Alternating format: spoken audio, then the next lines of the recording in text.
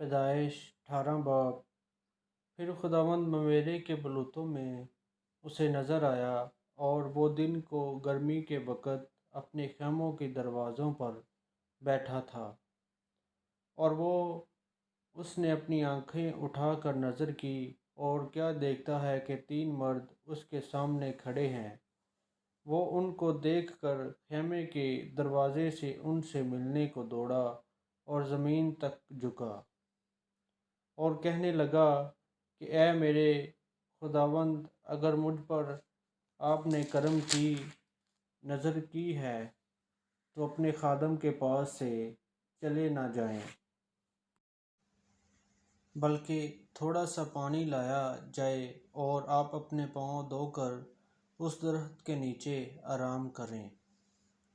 میں کچھ روٹی لاتا ہوں، آپ تازہ دم ہو جائیں، تب آگے بڑھیں، کیونکہ آپ اسی لیے اپنے خادم کے ہاں آئے ہیں۔ انہوں نے کہا، جیسے تو نے کہا ہے ویسا ہی کر۔ اور ابراہیم ڈیرے میں سارہ کے پاس دوڑا گیا اور کہا کہ 3 پیمانے باریک آٹا جلد لے اور اسے گوندھ کر پھلکے بنا۔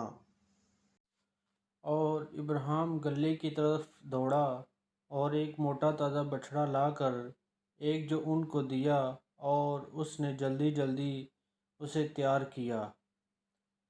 پھر اس نے مکھن اور دودھ اور اس بچھڑے کو جو اس نے پکوایا تھا لے کر ان کے سامنے رکھا، اور آپ ان کے پاس درخت کے نیچے کھڑا رہا اور انہوں نے کھایا۔ پھر انہوں نے اس سے پوچھا کہ تیری بیوی سارہ کہاں ہے؟ اس نے کہا، وہ ڈیرے میں ہے۔ تب اس نے کہا، میں پھر موسم بہار میں تیرے پاس آؤں گا، اور دیکھ تیری بیوی سارہ کے بیٹا ہوگا۔ اس کے پیچھے ڈیرے کا دروازہ تھا، سارہ وہاں سے سن رہی تھی۔ اور ابراہیم اور سارہ ضعیف اور بڑی عمر کے تھے، اور سارہ کی وہ حالت نہیں رہی تھی جو عورتوں کی ہوتی ہے۔ تب سارہ نے اپنے دل میں ہنس کر کہا، کیا اس قدر عمر رسید ہونے پر بھی میرے لیے شادمانی ہو سکتی ہے، حالانہ میرا خاوند بھی ضعیف ہے؟ پھر خداوند نے ابراہیم سے کہا کہ سارہ کیوں یہ کہہ کر ہنسی کہ کیا میرے جو ایسے بڑھیا ہو گئی ہے واقعی بیٹا ہوگا؟ کیا خداوند کے نزدیک کوئی بات مشکل ہے؟ موسم بہار میں معین وقت پر میں تیرے پاس پھر آؤں گا، اور سارہ کے بیٹا ہوگا۔ تب سارہ انکار کر کے گئی کہ میں نہیں ہنسی، کیونکہ وہ ڈرتی تھی، پر اس نے کہا، نہیں، تو ضرور ہنسی تھی۔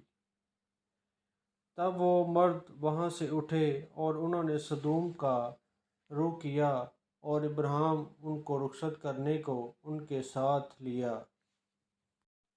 اور خداوند نے کہا کہ جو کچھ میں کرنے کو ہوں، کیا اسے ابراہیم سے پوشیدہ رکھوں؟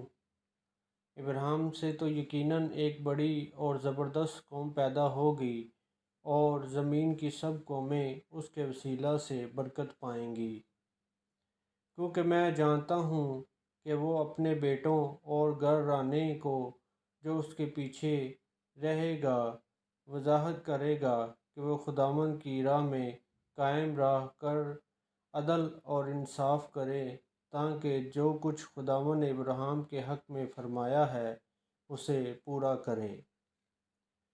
پھر خداوند نے فرمایا، چونکہ سدوم اور عمورہ کا شور بڑھ گیا اور ان کا جرم نہایت سنگین ہو گیا ہے، اسی لیے میں اب جا کر دیکھوں گا کہ کیا انہوں نے سراسر وہی کیا ہے جسے شور میرے کان تک پہنچا ہے، اور اگر نہیں کیا تو میں معلوم کر لوں گا۔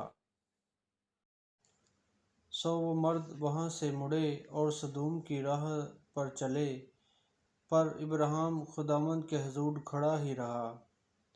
تب ابراہیم نے نزدیک جا کر کہا، کیا تو نیک کو بد کے ساتھ ہلاک کرے گا۔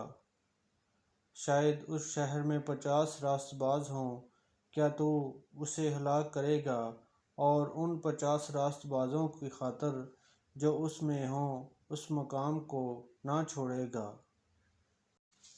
ایسا کرنا تجھ سے بعید ہے کہ نیک کو بد کے ساتھ مار ڈالے اور نیک بد کے برابر ہو جائے۔ یہ تجھ سے بعید ہے، کیا تو دنیا کا انصاف کرنے والا انصاف نہ کرے گا؟ اور خداوند نے فرمایا کہ اگر سدوم میں شہر کے اندر 50 راست باز ملے تو میں ان کی خاطر اس مقام کو چھوڑ دوں گا۔ تب ابراہیم نے جواب دیا اور کہا کہ دیکھ، میں نے خداوند سے بات کرنے کی جرت کی، اگرچہ میں خاک اور راکھ ہوں۔ شاید 50 راست بازوں میں 5 کم ہو، کیا ان 5 کی کمی کے سبب سے تو تمام شہر کو نیست کرے گا؟ اس نے کہا اگر مجھے وہاں 45 ملے تو میں اسے نیست نہیں کروں گا۔ پھر اس نے اس سے کہا کہ شاید وہاں 40 ملے، تب اس نے کہا کہ میں ان 40 کی خاطر بھی یہ نہیں کروں گا۔ پھر اس نے کہا خداوند ناراض نہ ہو تو میں کچھ اور عرض کروں، شاید وہاں 30 ملے۔ اس نے کہا اگر مجھے وہاں 30 بھی ملے تو بھی میں ایسا نہیں کروں گا۔ پھر اس نے کہا کہ دیکھیں، میں نے خداوند سے بات کرنے کی جرت کی، شاید وہیں میں 20 ملے۔ اس نے کہا میں 20 کی خاطر بھی اسے نیست نہیں کروں گا۔ تب اس نے کہا خداوند ناراض نہ ہو تو میں ایک بار اور کچھ عرض کروں، شاید وہاں 10 ملیں۔ اس نے کہا میں 10 کی خاطر بھی اسے نیست نہیں کروں گا۔ جب خداوند ابراہیم سے بات کر چکا تو چلا گیا اور ابراہیم اپنے مکان کو لوٹا۔ آمین۔